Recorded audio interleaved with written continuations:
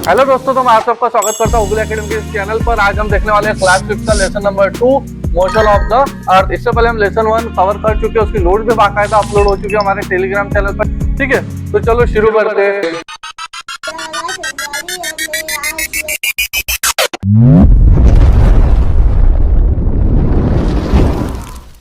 अब क्या what is a rotation? अब आखिरकार रोटेशन क्या होता है और जो अर्थ हमारी स्पिन होती है वो कैसी होती है, चलिए देखते हैं। लेट्स स्टार्ट विथ टॉप, यानी क्या भौरा। आप सबने छोटेपन में भौरा तो कभी ना कभी खेला ही होगा। ठीक है, तो जब भी आप क्या करते हैं, टॉप को वॉच करें, मतलब भौरे को अगर आप वॉच करेंगे तो क्या होता रहता है, वो घूमते रहता है। और अगर हम उसके बीच से अगर एक ऐसी इमेजिनरी लाइन पकड़ ले तो हम उसी को क्या बोल देंगे, एक्सिस बोल देंगे। क्या बोल देंगे? एक्सिस बोलने वाले है। और क्या हो रहा है, जो वो घूम रहा है खुद के ऐसे, खुद के इस पे जो घूम रहा है उसी को हम क्या बोल देंगे, रोटेशन बोल देंगे। अब अर्थ आल्सो रोटेट, जो हमारी पृथ्वी वो भी क्या हो रही है, घूम रही है। अब earth turn around an imaginary line. अब देखो भैया, ना अब कोई अर्थ के ऊपर ऐसी लाइन थोड़े खींचेंगे, हम क्या करेंगे, काल्पनिक लाइन को क्या कर लेंगे, मान लेंगे। And this imaginary line is called axis, और उसी इमेजिनरी लाइन को हम क्या बोल देंगे, एक्सिस बोल देंगे। वहां पे कोई ऐसा लाइन थोड़ी ना काटने को गए थे, ठीक है ना, बस एक इमेजिनरी लाइन हम पकड़ के बैठेंगे और उसको हम क्या बोल देंगे, एक्सिस बोल देंगे। अब जो अर्थ है वो कहाँ, वेस्ट टू ईस्ट रोटेट होती है। कहाँ से होती है, west to east. How long one rotation take, 24 hour 1 day.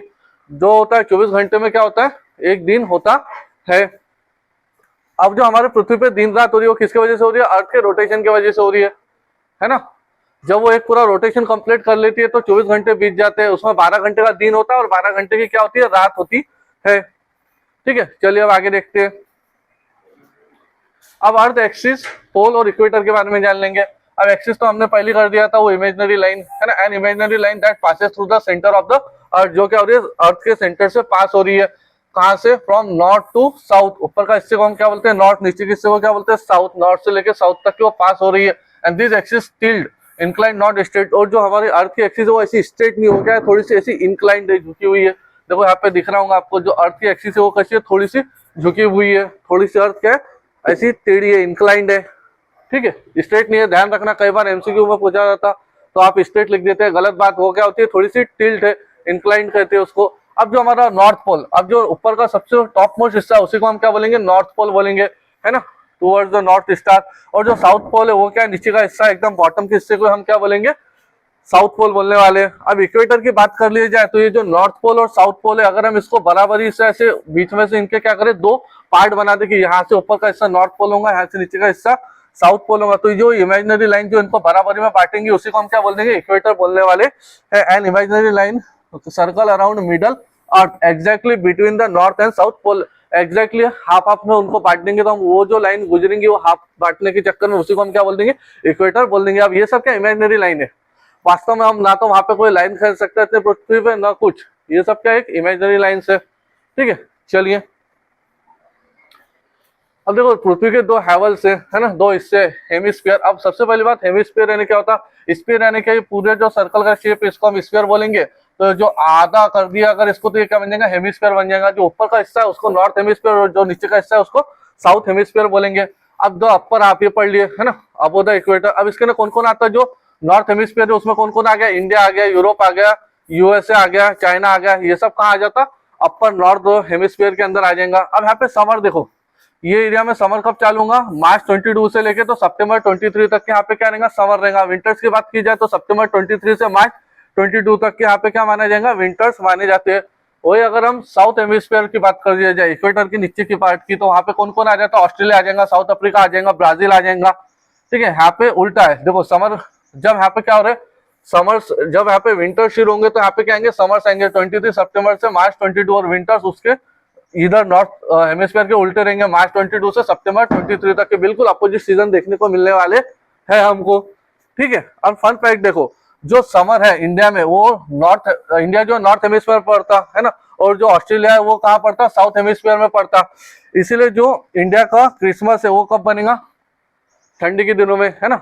वही जो ऑस्ट्रेलिया, वहां पे क्रिसमस कहाँ बनता है, हॉट डेज में, यानी क्या एकदम ऑस्ट्रेलिया का क्रिसमस क्या होता है, गर्म होता है, क्योंकि उस समय पे वहां पे क्या चालू होती है, समर वैकेशन, समर शुरू होता है। ठीक है, वैकेशन का तो पता नहीं रहते। ठीक है, हाउ रोटेशन कॉज। अब आखिरकार दिन और रात होती कैसे है भैया, चलिए देख लेते हैं। जिस एरिया पे सनलाइट पड़ गया वो दिन, सीधा डे, और जहां नहीं पड़ रहा उसको क्या बोलते हैं हम, नाइट बोलते हैं। समझ में आ गया। अब अर्थ क्या कर रही, रोटेट कर रही, जिस हिस्से पे क्या पड़ गया लाइट पड़ता है वहां पे डे होता है, जहां पे नहीं पड़ रहा है वहां पे क्या हो जाती, रात हो जाती है। सिंपल सी बात है। अब देख लो अर्थ कहां से रोटेट होती है, वेस्ट टू ईस्ट। अर्थ कहां रोटेट होती है, वेस्ट टू ईस्ट, ठीक है। अब जो सन है वो ईस्ट टू वेस्ट आता है, ध्यान रखना, कंफ्यूज नहीं होना है आपको, है ना। और अर्थ हमेशा वेस्ट टू ईस्ट रोटेट होती है। अब एक रोटेशन में तकरीबन 24 घंटे यानी कि एक दिन होता है ना। और सन हमेशा कहां से उगता है, ईस्ट टू वेस्ट उगता है। तो दोनों में कंफ्यूज ना होंगे कभी कभी, ठीक है, बच्चे कंफ्यूज हो जाते हैं।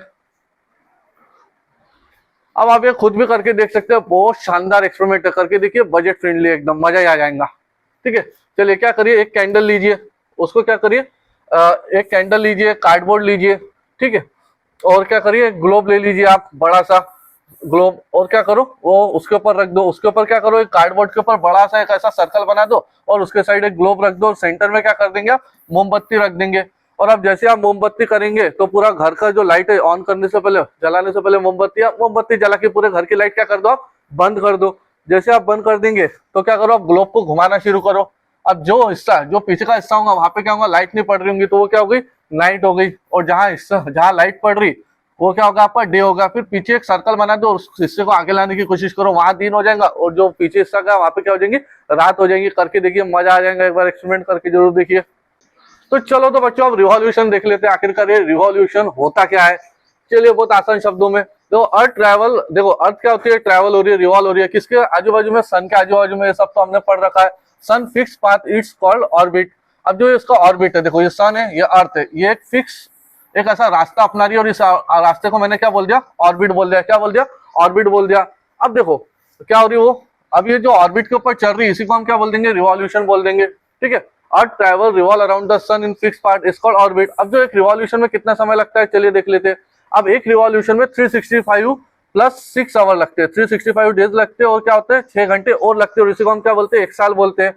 अब while revolving the earth also keep rotating. अब जब अर्थ क्या हो रही है, जब वो सूरज के चक्कर लगा रही है, रिवॉल्यूशन कर रही है, उसी के साथ वो रोटेशन भी क्या कर रही है, खुद के आजू बाजू में घूम रही है।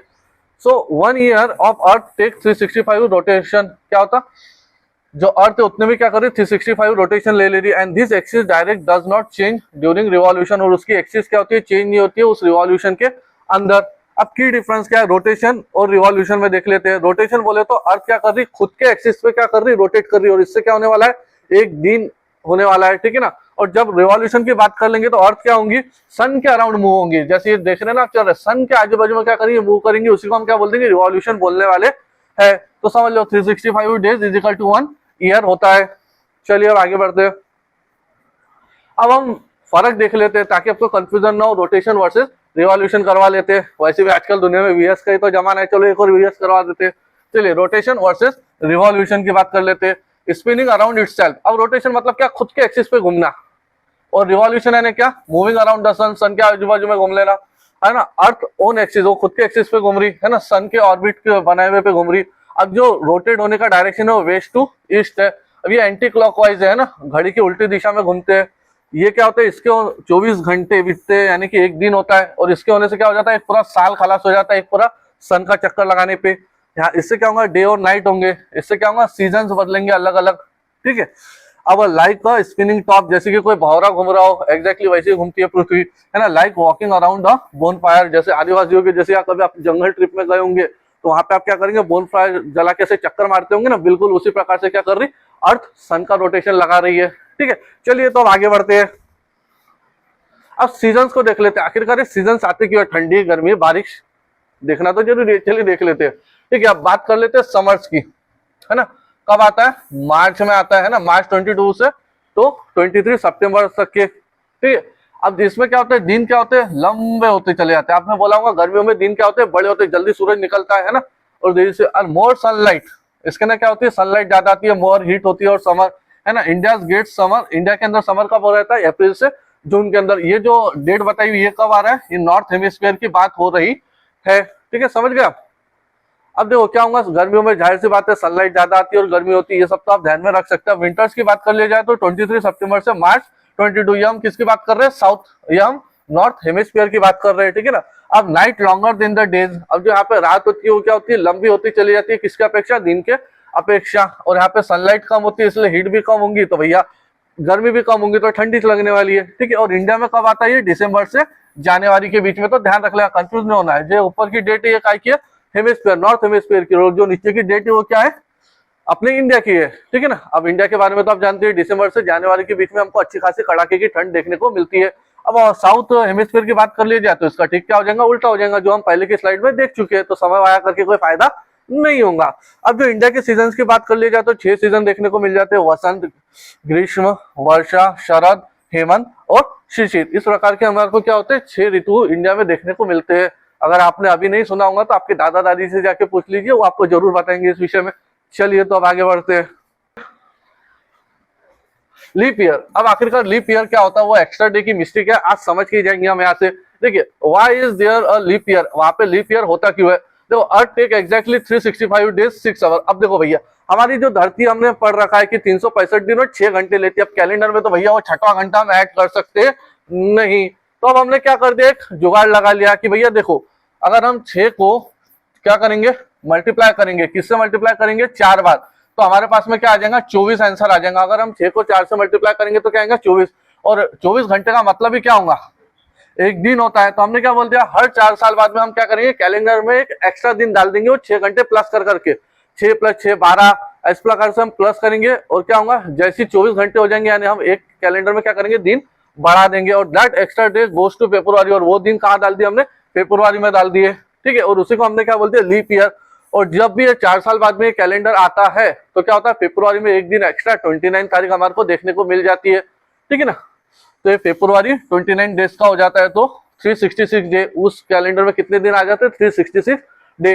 3 साल तक के क्या रहेंगे, पहला साल 365 डेज, दूसरा साल 365 डेज, तीसरा साल 365 डेज। इन सब में फेब्रुआरी क्या 28 दिन की है, पर जैसे ही 3 महीने बीत गया तो चौथे महीने में हमने क्या बोल दिया, 366 डे, और फेब्रुआरी में एक दिन एक्स्ट्रा ऐड कर दिया, ठीक है। समझ में आ गया। तो चलिए तो अब आगे बढ़ते हैं। अब भैया फेजेस ऑफ मून की बात कर लेते हैं, चेंज, उसका शेप कैसा चेंज होता है। अब हम सब तो आसमान में देखते रहते हैं ना, चंदा मामा क्या होता है, अपना रूप बदलते रहते हैं, आकार बदलते रहते हैं, पर आखिरकार होता क्यों है, चलिए अब इसको देख लेते हैं। Why does the moon changes its shape, moon has no light. हम सब ने देखे हुआ है कि क्या चंद्रमा के पास में उसकी लाइट, उनकी खुद की लाइट है नहीं। अब आपने सुना होगा, नहीं सुना होगा, जिन्होंने बाल गणेशा पिक्चर देखी होंगी, उसमें कई कार्टूनों में आदि में इसका जिक्र होता है। चलिए अब आगे बढ़ते हैं। We see the part of moon that sun light up. अब क्या होता है, हम बस वही हिस्सा देख सकते हैं जो सूरज की जहां रोशनी पड़ रही हो चंदा मामा के ऊपर, है ना। New moon, we see no moon. New moon यानी क्या, अमावस्या, सादे शब्दों में बोलूं तो अमावस्या, ठीक है ना। इस दिन हमको क्या होता है, चंदा मामा दिखते नहीं। फुल मून यानी क्या, पूर्णिमा, पूरे के पूरे हमारे को क्या होता है, चंदा मामा देखने को मिल जाते हैं, है ना। New moon, full moon, new moon, है ना। 28 से 30 डेज की क्या होती है, एक साइकिल होती है। अब देखो लूनार मंथ कैलेंडर, है ना, आपने लूनार मंथ कैलेंडर के बारे में सुना होगा। अगर आपके घर में दादा दादी होंगे, आपके माता पिता व्रत वगैरह करते होंगे तो अक्सर वो कैलेंडर को फॉलो करते हो, कुछ ऐसा बोलते हैं, आज एकम है, दूज है, आज एकादशी है, 12 से, तो क्या वो लूनार कैलेंडर में आ जाता है ना। उसमें क्या होता है, शुक्ल पक्ष होता है और एक कृष्ण पक्ष होता है, ठीक है। अब जो शुक्ल पक्ष है वो न्यू मून से फुल मून यानी अमावस्या से लेके तो पूर्णिमा तक के 15 दिन पकड़ते हो। कृष्ण पक्ष में क्या होगा, पूर्णिमा से लेके तो अमावस्या तक के, ठीक है। तो इस प्रकार से क्या होती है, 15-15 दिन की तिथि होती है, और वो 30 दिन का क्या होता है, पूरा कैलेंडर बन जाता है, एकम, दूज, तीज, ठीक है। अमावस्या, पूर्णिमा सुना होगा अगर आपने कभी घर पे आपके बड़े बुजुर्ग होंगे तो चलिए अब फुल मून, न्यू मून और तिथिस के बारे में जान लेते हैं, ठीक है ना। जब भी हमको क्या होगा, पूरे चंदा मामा, एंटायर लीड साइड हमको चंदा मामा की पूरी साइड देखने को मिल जाएंगी, तो हम क्या बोल देंगे, वो क्या है, पूरा पूरा फुल मून है, यानी कि क्या, पूर्णिमा है। जब भी हम लोग को आसमान में चंदा मामा नहीं दिख रहे होंगे, बादल की वजह से छुपे हुए नहीं, उस दिन पूरे दिन नहीं आए होंगे, उसी को क्या बोलेंगे हम, अमावस्या बोल देंगे, यानी कि न्यू मून बोल देंगे। अब तिथिस तो हमने पहले बता दिए, है ना, वो चंद्रमा के ऊपर कैसी होती है पहली स्लाइड में देख चुके हैं। तो चलिए अब आगे बढ़ते हैं। तो यहाँ पे हम क्या कर रहे हैं, इस लेक्चर को खलास कर रहे हैं, ठीक है। तो चलिए tata bye bye. Whole academy को सब्सक्राइब कीजिए और जाके नोट्स आज टेलीग्राम से डाउनलोड कीजिए।